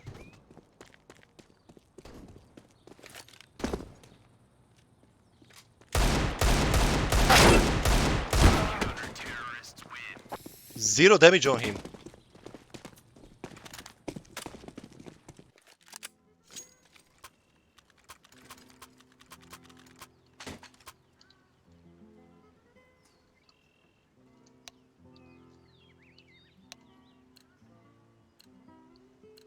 Még azt hittem az meg, hogy mi kaptuk a killeket. Ilyen szépen.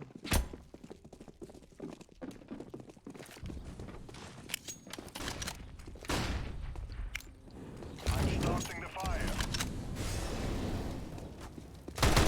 Fire in the hole. In apps. Bomb is lost, no, bomb is not picked up. He's in this. He killed one guy B. Should we not go B and kill the other? You could first try to take bomb. Yellow is AFK. Kill that man. Yes. One is on boiler. One more boiler. One more 61. Nice. Yellow is AFK. Bomb is in T-spawn, boys. Yellow is AFK. Yellow, it's an AK in apps, man. What are you doing?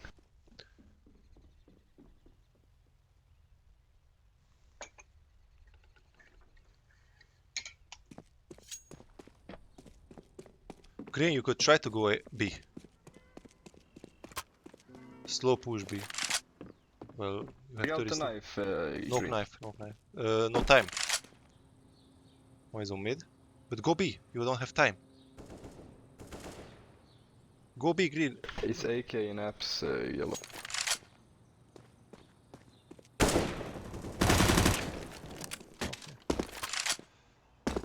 One on bomb. He's banana. Push him. 5 seconds, man. Logs, Right side. Logs.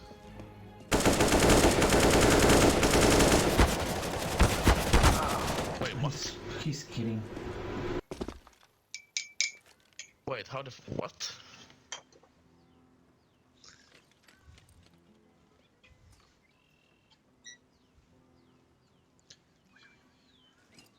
Ez így nem lesz jó. Can you hear me, guys?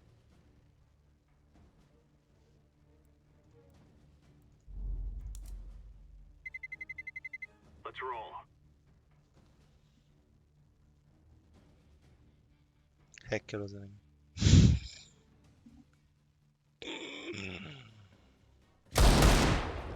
Na jó. Mi a fasz?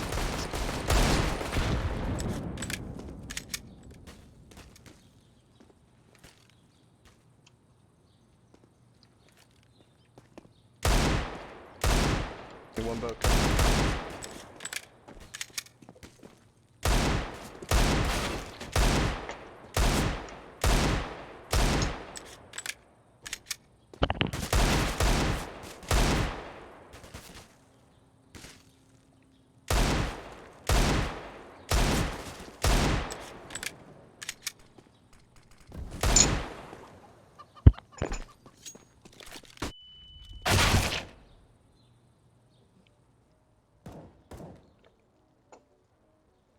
Izgi. Nagyon izgi.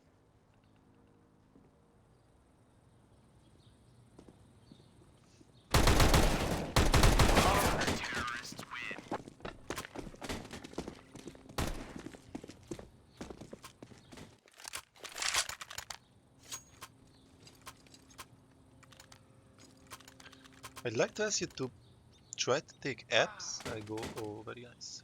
I try to take banana. Let's go. Van két AWP-nk, terroristáknak egy se kéne legyen.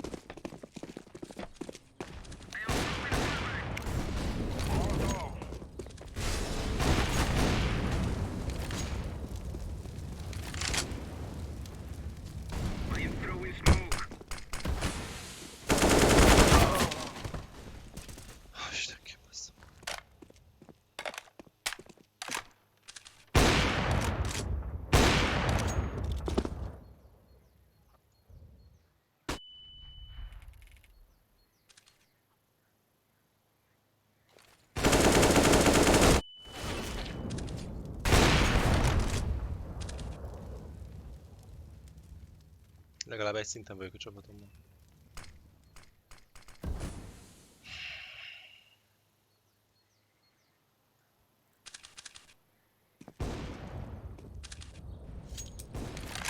Nice, try to push B.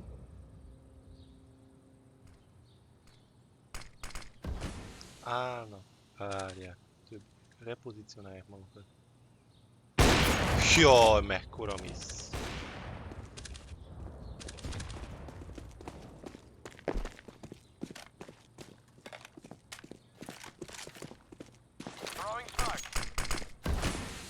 Milyen késeik vannak te és milyen szarok te?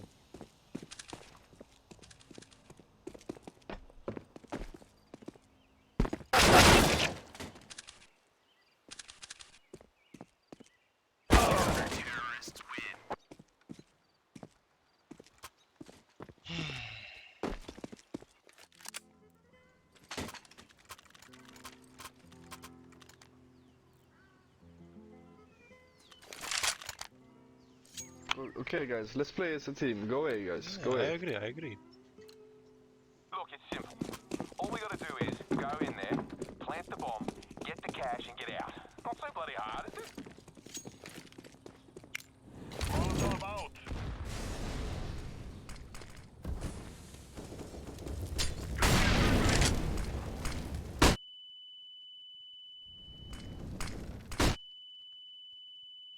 One long.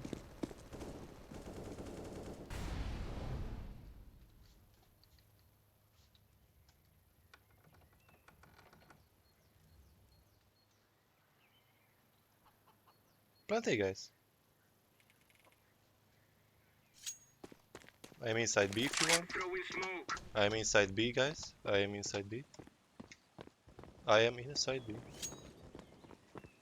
Yellow Plant the bomb, plant. mate. He dropped it. He's here. Ki fogjuk kapni? 10 lejbe fogadok.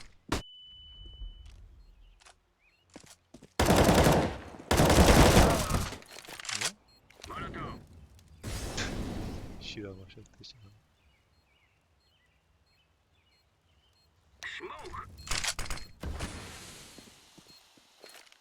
They're like, He's an you're arch. the only one that's Jó van, bazd meg. Há, Isten, mekkora stressz. Okay, team, we do the same. We take meat, apps, banana, and then we try to do something. Thank you, bro. No worries, my friend. Van elég aggodalom. They fear us already. Let's give them a reason to.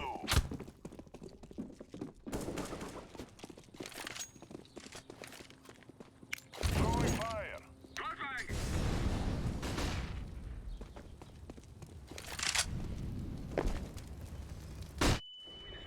Smoking. One more. Fire in the hole. Boiler or short. Van egy zombi. Molotov out. Molotov.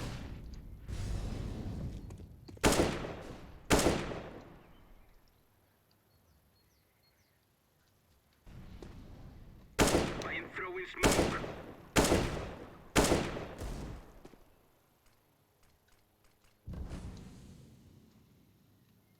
Deploying smoke shield.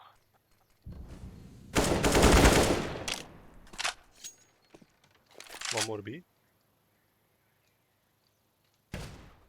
Van egy zombi. Only one A, go push A. Only one A, only one A, go A.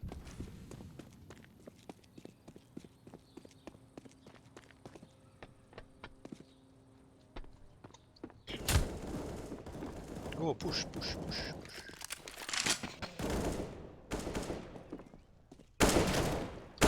Go push, man, push him. Hát beszarok! Zöld, te Minus balfasz. 54.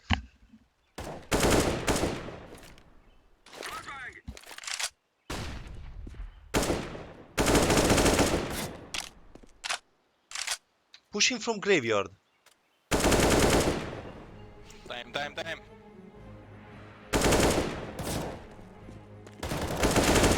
Insane. Team, I tell you info, only one A. Why don't you push him? You are 3 guys.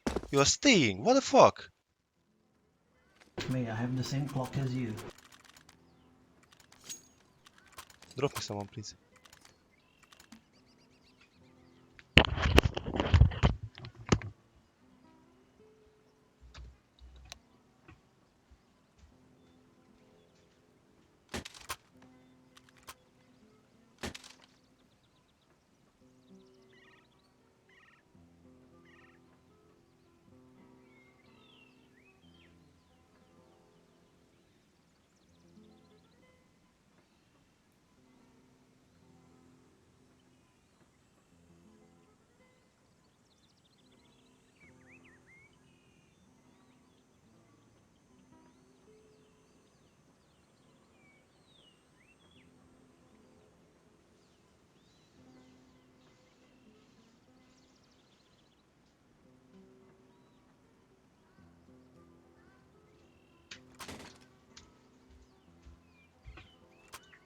Go B.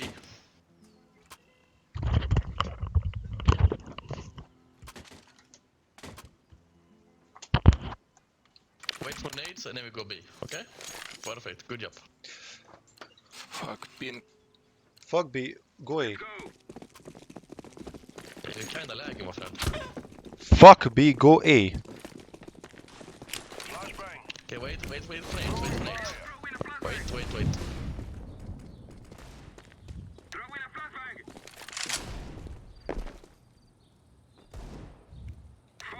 Okay, boys, let's come in. Let me be. Blue. Go B. You're 4 guys B.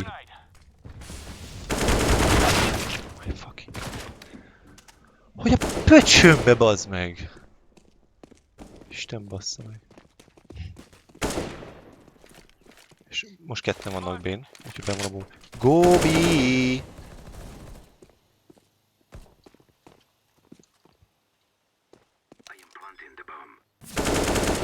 Nice teamwork. Ja, Isten, mekkora. Ruins. Úgy meg fog ez a csávó halni.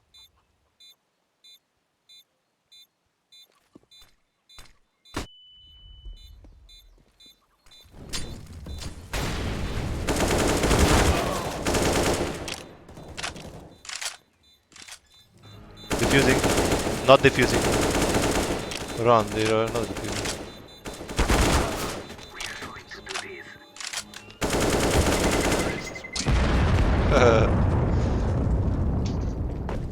Nice job, team.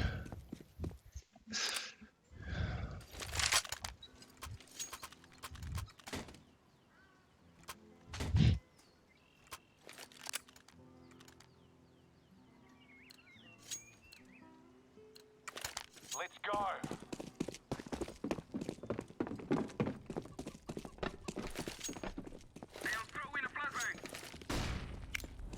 I'm starting the fire.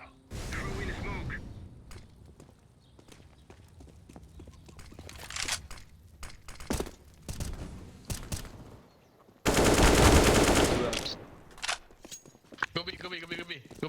Go then, go. 2 apps. Nice, you can go now.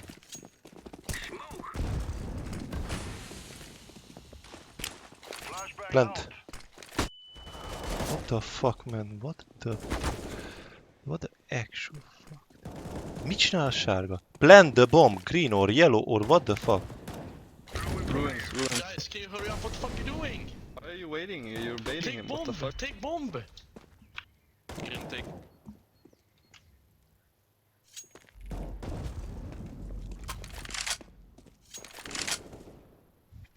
Guys, why did you wait on I don't banana know. when I it was can't upside? What the fuck? understand. Report yellow.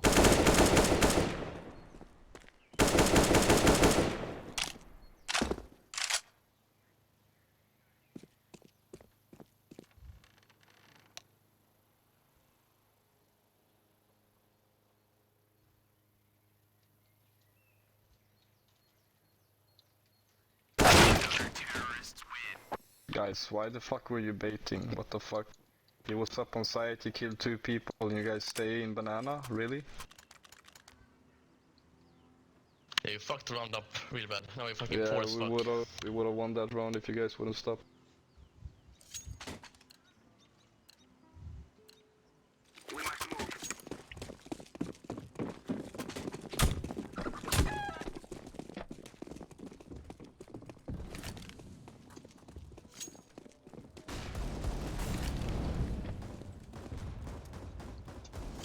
Can you shoot window for me, yellow?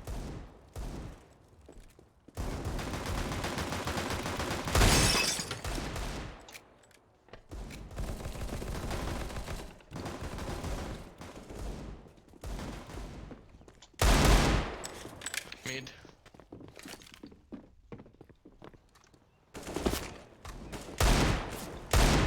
Behind banana. Plant. Oh. Man.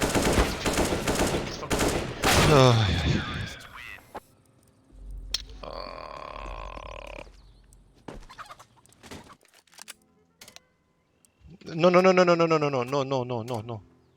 No, man, no. What the fuck? Yellow, fix your fucking internet, man. Fuck.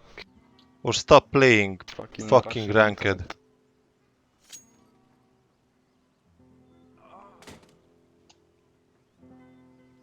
Tim, can you hear me? Question.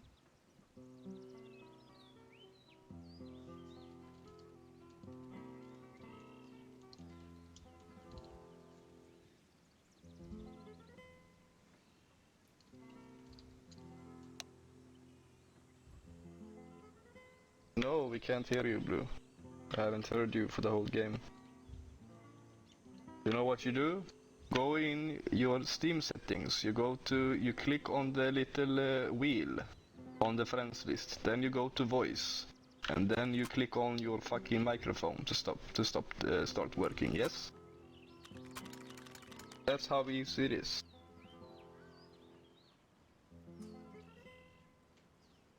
And now? Still nothing.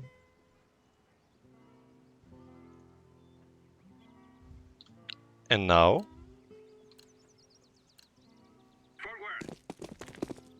Can you hear me now? Picsába.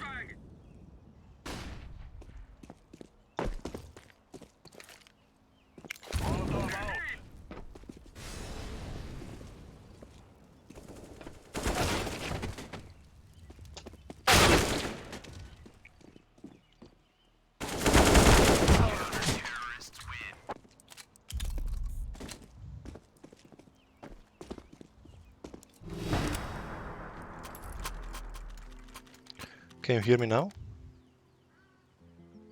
Info team.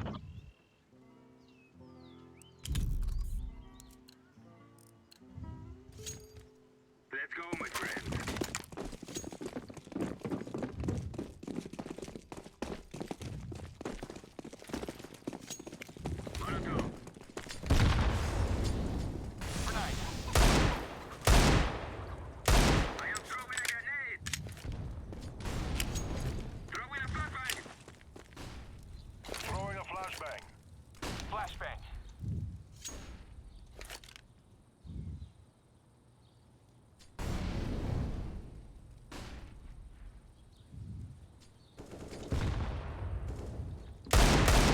One is on long. One is long. Nem is tudom, miért beszélek.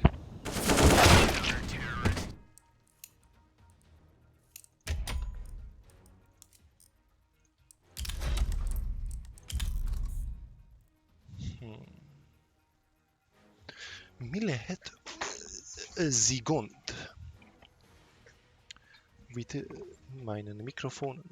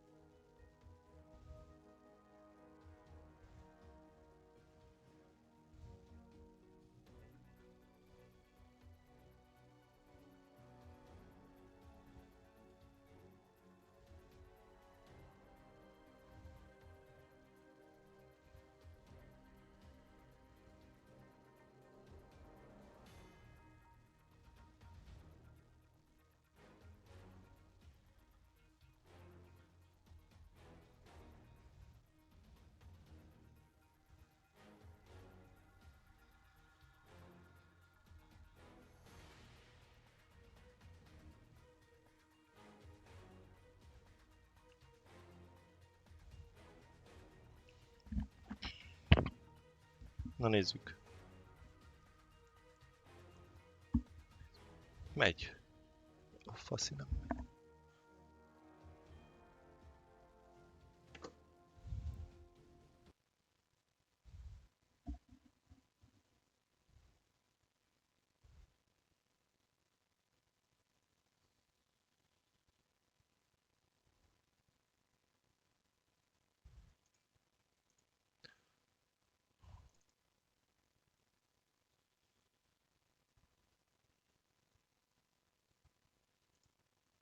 Haló?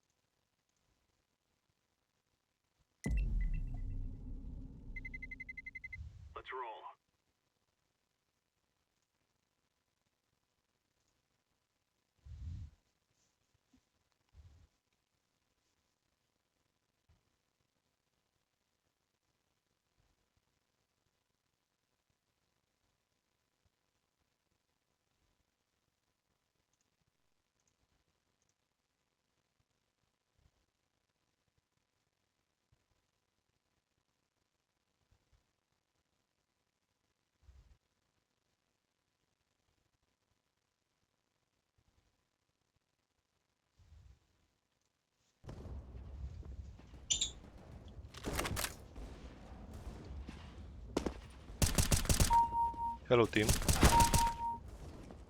Can anyone hear me?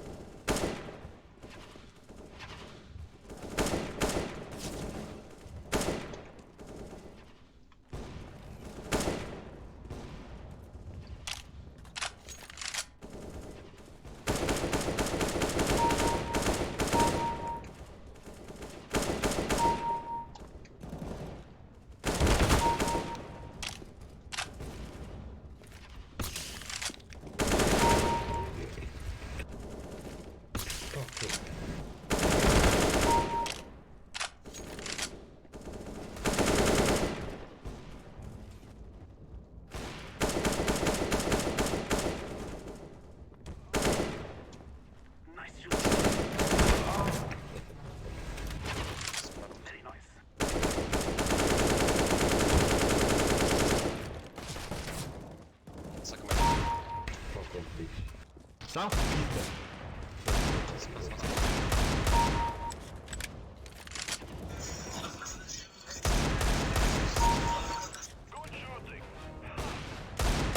Toksik wyjebany.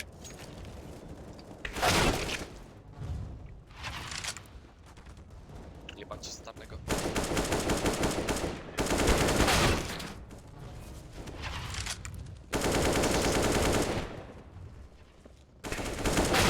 Felakadt az eger.